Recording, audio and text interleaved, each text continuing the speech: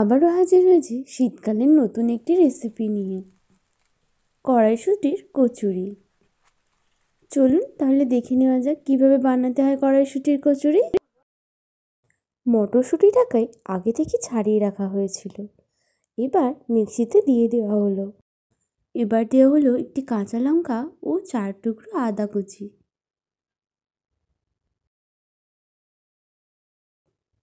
এবার সামান্য পরিমাণ জল দিয়ে দেওয়া হলো, দিয়ে ভালো করে মিক্সিটা ঘুরিয়ে দিলেই প্রস্তুত হয়ে যাবে মটরশুঁটি বাটা।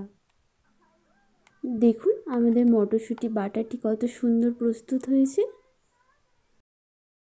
এবার ময়দা মেখে নেবার পালা। ময়দায় দিয়ে দেব পরিমাণ মতো সাদা তেল ও পরিমাণ মতো নুন, দিয়ে ভালো করে মিশিয়ে নিতে হবে। মিশিয়ে নেওয়ার পর ময়দাটাকে পরিমাণ মতো জল দিয়ে মেখে নিতে হবে। এবার একটি কড়াই নিয়ে নেবার পালা। কড়াইয়ে আমরা 2 পলা মতো তেল দিয়েছি, দিয়ে এর মধ্যে দিয়েছি 1 চামচ পরিমাণ হিং।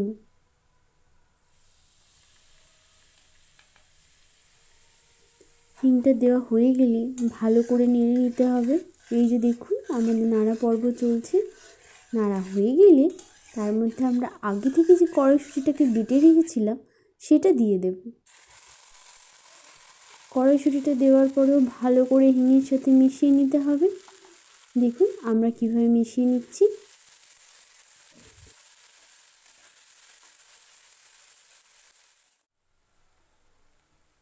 স্বাদ মতন লবণ দিতে হবে।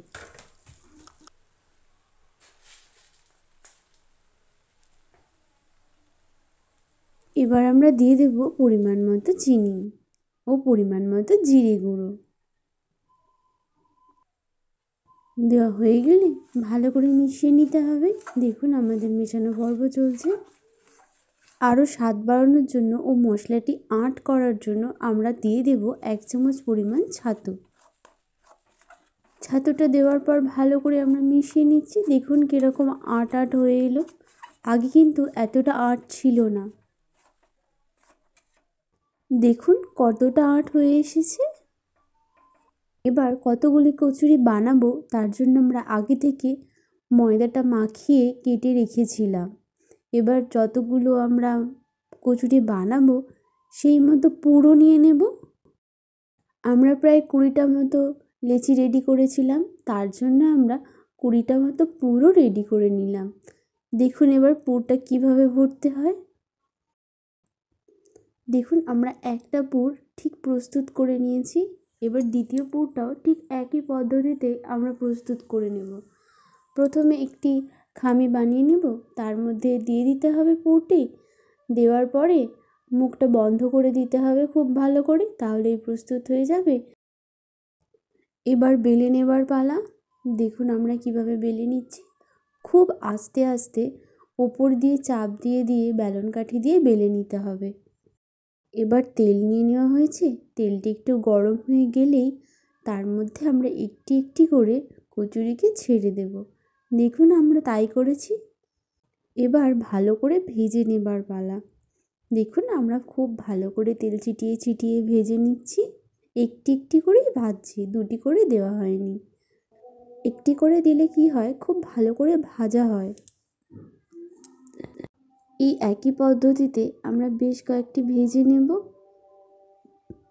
আপনারাও বাড়িতে বানান আর কেমন হয়েছে আমাদেরকে তা কমেন্ট করে জানান।